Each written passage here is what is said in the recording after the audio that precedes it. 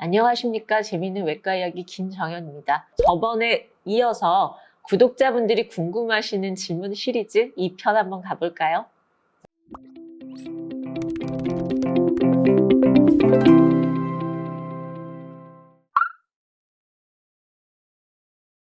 그거는 아닙니다. 항문은 관략근에 의해서 생기는 질환과 항문 쿠션에 의해서 생기는 질환이 명백하게 구별이 돼야 될 것 같아요. 항문 관략근, 따뜻한 물에 앉아 있는 게 도움이 되는 항문 질환도 있거든요.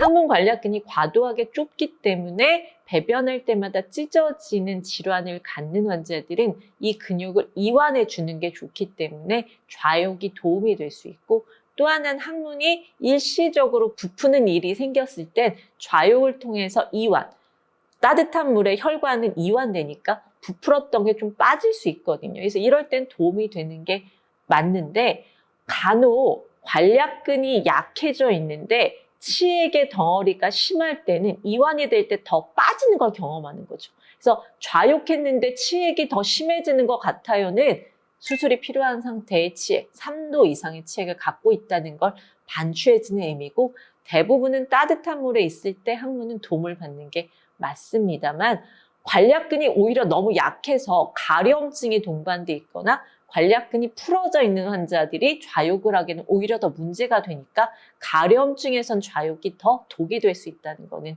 또 반대로 기억해 주셔야 될 것 같아요. 매운 음식의 영향을 분명히 받습니다. 매운 음식을 먹을 땐 입도 아프잖아요. 입도. 이게 이제 통증인데요. 매운 건 원래는 통각이거든요.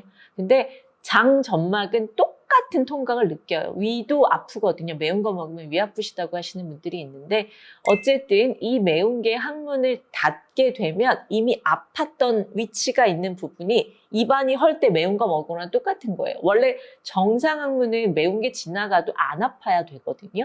근데 매운 게 유발 요인이 아니라 이미 아픈 곳이 있었는데 매운 거 먹을 때 증상이 나타나는 게 맞죠. 그러니까 매운 거 먹었을 때 유독 항문이 너무 아파요는 항문 질환이 있는 상태인 게 맞습니다. 매운 걸 먹어도 입이 화하듯이 항문도 응갔을 때 뜨겁고 말아야 되는데 매운 거 먹으면 난 며칠 항문 아프잖아. 이러면 항문 질환이 히든으로 숨어 있을 가능성이 있으니까 매운 거 먹고 항문 아프시면 병원 가보시고요. 매운 거 먹고 출혈되시면 대장문외과 가셔야 됩니다. 이거는 맞을 수도 있고 아닐 수도 있어요. 항문은 우산처럼 열렸다 닫혀야 되는 장기예요. 우산에 한 곳이 찢어져서 이제 꼬매놨어요.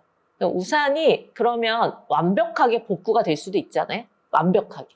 근데 하필이면 이 항문은 우산처럼 열렸다 닫혔다를 해야 되는 장기죠. 그 우산을 얼기설기 꼬매는 데가 우산을 확 필 때 또 찢어지는 거죠. 근데 또 꼬매놨어요. 근데 또 찢어지는 거죠. 이렇게 만성적으로 반복되는 치열에 의한 출혈은 좋아지지 않습니다. 그런데 어쩌다가 눈에 실핏줄이 탁 터지듯 배변할 때 압력을 받아서 항문 주위에 있는 거미줄 같은 혈관 덩어리이기 때문에 이런 혈관이 하나가 터지면서 노출될 때 있거든요. 그거는 출혈이 멈추면서 이제 점막이 아물면 안 터지는 경우도 있습니다. 그래서 출혈이 어떤 레귤러한 간격으로 좀 반복된다. 3번 이상 반복된다. 그건 항문 질환이고 치질일 때가 있고요. 어쩌다 한 번 터졌는데 난 몇 년 동안 괜찮아. 이런 건 좀 지켜보셔도 되는데, 그 프리퀀시가 1년에 3번 이상이면 병원에 가셔야 합니다. 치질은 어느 정도 수술을 했느냐에 따라서 통증 강도가 틀리고, 항문의 센스가 얼마나 좋으냐에 따라서 통증 강도가 다릅니다. 보통 100명에 90명은 수술 직후에 그렇게 아파하지 않으세요.